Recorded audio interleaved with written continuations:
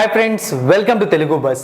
So ఇప్పుడు నేను Mumbai Jersey వేసుకున్నాను కదా. ఇలాంటి జెర్సీ మీకు కావాలి అంటే, ఫ్రీగా గివ్ అవే కాంటెస్ట్లో గెలవాలి అంటే మన తెలుగు బస్ టెలిగ్రామ్ ఛానల్లో జాయిన్ అవ్వండి. డిస్క్రిప్షన్ బాక్స్లో లింక్ ఉంది. దాంతో పాటుగా మన యూట్యూబ్ ఛానల్ను సబ్స్క్రైబ్ చేసుకోండి. అయితే ఇవన్నీ చేశాక మాకు జెర్సీ ఎలా వస్తుంది అంటే, కామెంట్ సెక్షన్ ఉంది కదా, ఈ వీడియో కామెంట్ సెక్షన్, అందులోకి వెళ్ళి మీ మొబైల్ నంబర్ అండ్ ఇన్స్టాగ్రామ్ ఐడిని మీరు కామెంట్ చేయండి. భయపడకండి, మీ ప్రైవసీకి ఎటువంటి ప్రాబ్లం రాదు. ఎందుకంటే ఆ కామెంట్స్ నాకు తప్ప ఎవరికి కనిపించవు, అన్ని రివ్యూలో ఉన్నాయి. సో మేము విన్నర్స్ని సెలెక్ట్ చేసుకొని నేను కాల్ చేస్తాను మీకు, తర్వాత నేను మీకు జెర్సీ అనేది పంపిస్తాను. అయితే మీరు ఎక్కడా కూడా ఇక మెసేజెస్ కాల్స్ చేయకండి, అంటే నా ఇన్స్టాగ్రామ్ ఐడికి కానీ పర్సనల్ ఇన్స్టాగ్రామ్ ఐడికి కానీ, ఎందుకంటే మనం ఈ ప్రాసెస్లోనే వెళ్దాము. అండ్ ఇంకొక విషయం ఏంటి అంటే, మీరు ఒకవేళ ఏమైనా టైమింగ్స్ ఉంటే, మీరు అవైలబుల్ టైమింగ్స్ ఉంటాయి కదా, మొబైల్ నెంబర్లో ఈ టైంలోనే కాల్ చేయాలి అని చెప్పి, అలాంటివి కూడా మెన్షన్ చేయండి. ఒకవేళ మీరు ఎనీ టైం అవైలబుల్లో ఉంటే నాకేం ప్రాబ్లం లేదు, బట్ అలాంటి వాళ్ళు ఖచ్చితంగా మెన్షన్ చేయండి. సో తప్పకుండా జెర్సీ కాంటెస్ట్లో పాల్గొనండి, ఎందుకంటే చాలా జెర్సీస్ తెప్పించాము, ఇవి మీకోసమే. మీరు తీసుకోకుంటే నేనేమి చేయలేను వీటిని. కాబట్టి డిస్క్రిప్షన్ బాక్స్లో ఉన్న తెలుగు బస్ టెలిగ్రామ్ ఛానల్లో జాయిన్ అవ్వండి. అలాగే మన యూట్యూబ్ ఛానల్ని కూడా సబ్స్క్రైబ్ చేసుకోండి. ఇక లేట్ చేయకుండా మనం ఇంపార్టెంట్ టాపిక్లో వెళ్ళిపోదాము. 2024 ఐపీఎల్లో మండే రోజు ఒక బ్లాక్ బస్టర్ మ్యాచ్ జరగబోతోంది. అదే రాజస్థాన్ రాయల్స్ మరియు ముంబై ఇండియన్స్ మధ్య. సో ఇది రివెంజ్ మ్యాచ్ అనమాట. ఆల్రెడీ రెండు టీమ్స్ మధ్య ఒక మ్యాచ్ జరిగింది వాంఖేడే స్టేడియంలో. ఆ రోజు రాజస్థాన్ రాయల్స్ విజయం సాధించింది. అయితే మీకు తెలుసు కదా, మనం ఫార్మాట్ని చేంజ్ చేసేసాము. అంటే రివెంజ్ మ్యాచ్లు స్టార్ట్ అయ్యాయి కాబట్టి మనం డిఫరెంట్ ఫార్మాట్లో అనాలిసిస్ చేస్తున్నాము. ఎందుకు అంటే, మళ్ళీ సేమ్ ఫార్మాట్ చేసాము అంటే రెండు టీమ్స్ మధ్య ఎన్ని రన్స్ చేశారు, ఎవరెన్ని రన్స్ చేశారు అంటే లాస్ట్ మ్యాచ్ రన్స్ యాడ్ అయితే తప్పితే పెద్దగా ఏమీ కూడా డిఫరెన్స్ కనిపించదు. ప్లేయర్ బ్యాటిల్ విషయానికి వచ్చినా సరే, ఒక వికెట్ పడ్డమో, ఒక బౌలర్కి ఎక్కువ రన్స్ కొట్టడమో తప్ప ఇక డిఫరెన్స్ ఏమి కనిపించదు. అలా కాకుండా జరుగుతున్న గ్రౌండ్లో ఏ టీం వాళ్ళు ఎన్ని రన్స్ చేశారు, ఎన్ని వికెట్స్ తీసుకున్నారు, ప్రతి ఒక్కటి, అంటే ఇంతకుముందు వాళ్ళు వేరే టీమ్స్లో ఉన్నా సరే ఈ గ్రౌండ్లో ఆడారు అంటే అక్కడ రన్స్ వికెట్స్ చేసి ఉంటే ఆ స్టాట్స్ అన్ని కూడా మనం కవర్ చేయబోతున్నాం. ఫస్ట్ మనం ఈ రెండు టీమ్స్ యొక్క ప్లేయింగ్ ఎలెవెన్ గురించి డిస్కస్ చేద్దాము. రాజస్థాన్ రాయల్స్ ప్లేయింగ్ ఎలెవెన్ ఏమైనా మార్పులు ఉంటాయా అంటే, వాళ్ళు ఫుల్ జోష్ మీద ఉన్నారనమాట. ఇంకొక మేబీ నాకు తెలిసి 2 మ్యాచ్లు గెలిచారు అంటే వాళ్ళు డైరెక్ట్గా ప్లే ఆఫ్స్కి వెళ్ళిపోతారు, అలాంటి పొజిషన్లో ఉన్నారు. వాళ్ళు సేమ్ ప్లేయింగ్ ఎలెవెన్తో వస్తారు, ఎటువంటి చేంజెస్ చేసుకొని రారు అనిపిస్తోంది. ఒకవేళ చేంజ్ చేయాలంటే ఏంటి అంటే, బౌలింగ్ డిపార్ట్మెంట్ స్ట్రాంగ్ చేసుకోవాలి అంటే నాండ్రే బర్గర్ని తీసుకోవాలి. అలా చేయాలి అంటే రామన్ పవల్ని పక్కన పెట్టాల్సి వస్తుంది. నాకు తెలిసి అలాంటి తప్పు చేయరు, ఎందుకంటే వాళ్ళ బ్యాటింగ్లో లోయర్ ఆర్డర్లో డ్రూ జురెల్ ఫామ్లో లేడు కాబట్టి వాళ్ళు ఆ డెసిషన్ తీసుకోకపోవచ్చు. ఒకసారి మనం వాళ్ళ ప్లేయింగ్ ఎలెవెన్ చూసాము అంటే, Jos Buttler, Yashasvi Jaiswal, Sanju Samson, Riyan Parag, Dhruv Jurel, Shimron Hetmyer, Rovman Powell, Ravichandran Ashwin, Trent Boult, Avesh Khan, Yuzvendra Chahal, impact ప్లేయర్గా కుల్దీప్ సేన్. సో ఈ టీంలో ఏమైనా ప్రాబ్లమ్స్ ఉన్నాయా అంటే, నాకు తెలిసి పెద్ద పెద్ద ప్రాబ్లమ్స్ కనిపించట్లేదు. అంటే కొంతమంది ప్లేయర్స్ ఫామ్లో లేరు, అది మాత్రమే ప్రాబ్లం. కానీ మిగతా వాళ్ళు బాగా పర్ఫామ్ చేయడం వల్ల అది మనకు కనిపించకుండా పోతుంది. ఫర్ సపోజ్ చూసాము అంటే, ఓపెనర్స్ ఇద్దరులో యశస్వి జైస్వాల్ మనకు ఫామ్లో లేడు, బట్ జాస్ బట్లర్ దాన్ని కవర్ చేసేస్తున్నాడు అనమాట. అంటే స్టార్టింగ్ అతను కూడా ఫామ్లో లేడు, బట్ రీసెంట్ ఇన్నింగ్స్లో మంచిగా పర్ఫామ్ చేశాడు. ఇక నెక్స్ట్ చూసాము అంటే, ధ్రువ్ జురెల్ ఫామ్లో లేడు అని మనం చూస్తున్నాము, బట్ అతని పక్కకైతే పెట్టరు. ఇక బౌలింగ్ డిపార్ట్మెంట్కి వచ్చాము అంటే, వీళ్ళకి అద్భుతమైన బౌలింగ్ డిపార్ట్మెంట్ ఉంది, బట్ ప్రాబ్లం కుల్దీప్ సేన్తోనే. లాస్ట్ వీడియోలో కూడా నేను చెప్పాను అనమాట, కుల్దీప్ సేన్ వికెట్స్ తీసిన ఎకానమీ అనేది మెయింటైన్ చేయలేకపోతున్నాడు. అండ్ అతని దగ్గర వేరియేషన్స్ ఎక్కువ కనిపించట్లేదు. బ్యాట్స్మెన్స్ తనని ప్రిడిక్ట్ చేసేస్తున్నారు, అంటే యార్కర్స్ని అసలు టచ్ చేయడు, అంటే యార్కర్స్ అక్కడ వేయడం అనమాట. ఎక్కువగా షార్ట్ పిచ్ బాల్స్ పైన అండ్ గుడ్ లెన్స్ పైన, హార్డ్ లెన్స్ పైన ఫోకస్ చేస్తున్నాడు.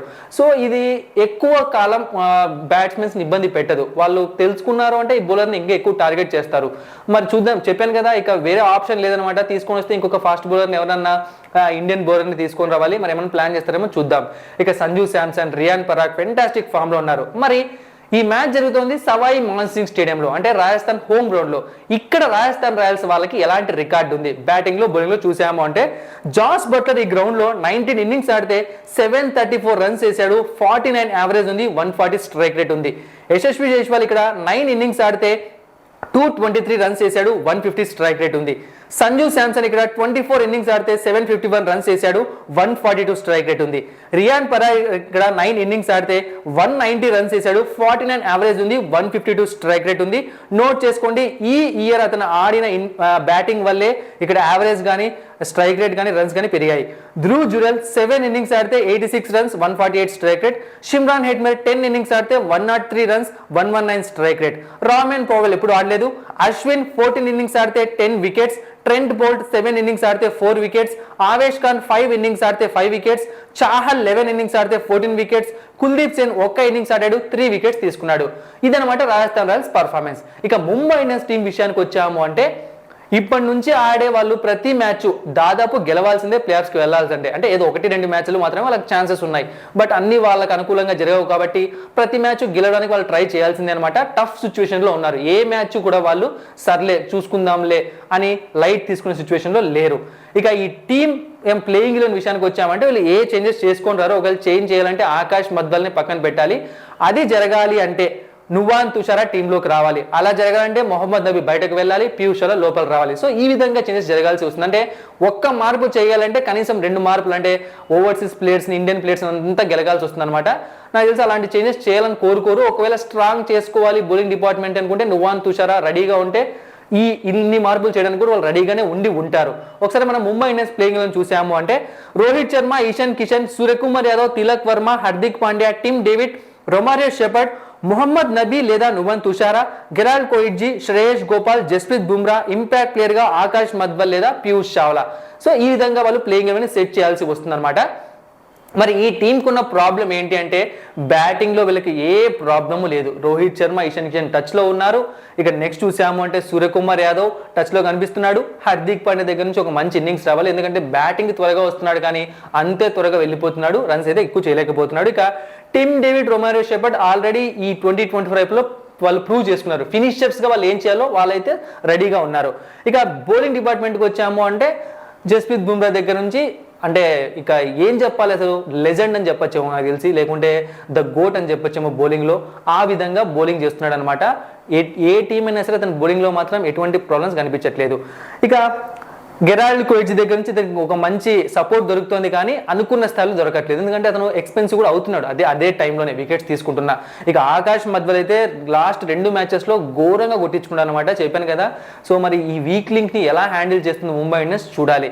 ఇక Hardik Pandya versus Mumbai Indians team ఏదో జరుగుతుందేమో అనిపిస్తుంది. అంటే చూసాము అంటే లాస్ట్ మ్యాచ్ అయిపోయాక మొహమ్మద్ నబీ ఒక పోస్ట్ పెట్టాడు అనమాట ఇన్స్టాగ్రామ్లో. ఏం పెట్టాడు అంటే నాకు బౌలింగ్ ఇవ్వలేదు, ఎందుకు ఇవ్వలేదు అర్థం లేదు అన్నట్టుగా పెట్టాడు. తర్వాత దాన్ని డిలీట్ చేసేసాడు. అంటే బౌలింగ్ ఇవ్వడం ఇవ్వకపోవడం అనేది చాలా చిన్న మ్యాటర్ ఒక మ్యాచ్లో. ఆ రోజు మ్యాచ్ గెలిచాక దాన్ని స్పెసిఫిక్గా మెన్షన్ చేయడం ఏంటో నాకు అర్థం కాలేదన్నమాట. సో సంథింగ్ ఏదో జరుగుతోంది, దీని గురించి మనం త్వరలో ఇంకా ఎక్కువ డీటెయిల్స్ దొరికితే ఒక వీడియో చేసుకుందాము. ఇక ముంబై ఇండియన్స్ ప్లేయర్స్ సవాయి మాన్సింగ్ స్టేడియంలో ఎలా పర్ఫామ్ చేశారు. రోహిత్ శర్మ ఇక్కడ 5 ఇన్నింగ్స్ ఆడితే 25 రన్స్ మాత్రమే చేశాడు. స్ట్రైక్ రేట్ కూడా 55 ఉంది, దీన్ని గుర్తుపెట్టుకోండి. ఇక ఇషాన్ కిషన్ ఒక్క ఇన్నింగ్స్ మాత్రమే ఆడాడు ఈ గ్రౌండ్లో, అది కూడా ఓపెనర్గా కాదు. 58 runs 138 strike rate. Suryakumar Yadav ఒక్క ఇన్నింగ్స్ ఆడాడు, 106 రన్స్ 132 స్ట్రైక్ రేట్. ఇక తిలక్ వర్మ ఎప్పుడు ఆడలేదు. హార్దిక్ పాండ్యా 3 ఇన్నింగ్స్ ఆడాడు, 66 runs 206 strike rate, 3 wickets. Tim David ఎప్పుడు ఆడలేదు. రొమారియో షెపర్డ్ ఎప్పుడు ఆడలేదు. మొహమ్మద్ నబీ ఎప్పుడు ఆడలేదు. గెరాల్డ్ కోయిట్జీ ఎప్పుడు ఆడలేదు. Shreyas Gopal 10 innings 15 wickets. Jasprit Bumrah 2 innings 3 wickets. Piyush Chawla 6 innings 3 wickets. ఈ విధంగా ఉన్నాయి స్టాట్స్ అనేవి. అండ్ ఇంకొక విషయం చిన్నది, ఇక్కడ సూర్యకుమార్ యాదవ్ నాకు తెలిసి ఇక్కడ 1 ఇన్నింగ్స్ కాదనుకుంటా, మేబీ 3-4 ఇన్నింగ్స్ ఆడాడు, 106 రన్స్ చేశాడు. అది ఏదో నేను రాంగ్గా టైప్ చేసుకున్నట్టున్నాను. సో ఇది అనమాట స్టాట్స్. ఇక ఈ రెండు టీమ్స్ మధ్య హెడ్ టు హెడ్ ఫైట్ ఎలా ఉంది. సో చూసాము అంటే టోటల్గా 30 మ్యాచెస్ జరిగితే అందులో ఆర్ఆర్ 14 మ్యాచెస్లో గెలిచింది, ముంబై 16 మ్యాచెస్లో గెలిచింది.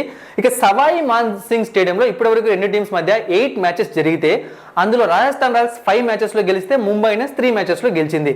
ఇక 2024 ఐపీఎల్ మనం చూసాము అంటే ముంబై ఇండియన్స్ ఫస్ట్ బ్యాటింగ్ చేసిన ఆ రోజు 125 రన్స్ మాత్రమే చేయగలిగింది. తర్వాత రాజస్థాన్ రాయల్స్ ఆ స్కోర్ని చేస్ చేసింది 127. అంటే చాలా లో స్కోరింగ్ వచ్చింది వాంఖేడే స్టేడియంలో. ఆ రోజు ట్రెంట్ బోల్ట్ నిప్పులు జరిగాడు బాల్తో. సో మరి ఈ రోజు ఎలా పర్ఫార్మ్ చేస్తుంటే చూడాలి. ఇక Sawai Man Singh stadium pitch report విషయానికి వచ్చాము అంటే నార్మల్గా ఇక్కడ 180 to 190 అదేమో తెలియదు కానీ 200 స్కోర్లు టచ్ చేయడం చాలా కష్టం. బట్ 190 వరకు ఈజీగా రీచ్ అయిపోతాయి. సో మంచి బ్యాటింగ్ ట్రాక్ అనమాట. అప్పుడప్పుడు 2 పేస్డ్గా ఉంటుంది, బట్ యావరేజ్గా చూసుకున్నామంటే చాలా మంచి బ్యాటింగ్ ట్రాక్. ఎక్కువగా ఫాస్ట్ బౌలర్స్కే ఫేవర్ చేస్తుంటుంది వికెట్. అండ్ పవర్ ప్లేలో చాలా ముఖ్యంగా చాలా అద్భుతంగా బ్యాటింగ్ చేయాలి, లేదంటే మాత్రం ఏ బౌలర్ బుమ్రా వేసినా ట్రెంట్ బోల్ట్ వేసినా వీళ్ళు చాలా బాగా బౌలింగ్ చేసే ఛాన్స్ ఉంటుంది. ఇక డ్యూ ప్రాబ్లం కూడా ఉంటుంది సవాయి మాన్సింగ్ స్టేడియంలో. సో టాస్ గెలిచిన వాళ్ళు ఎక్కువగా సరే చేసింగ్కే వెళ్తారు, ఆ డెసిషన్ ఎక్కువగా తీసుకునే ఛాన్స్ ఉంటుంది.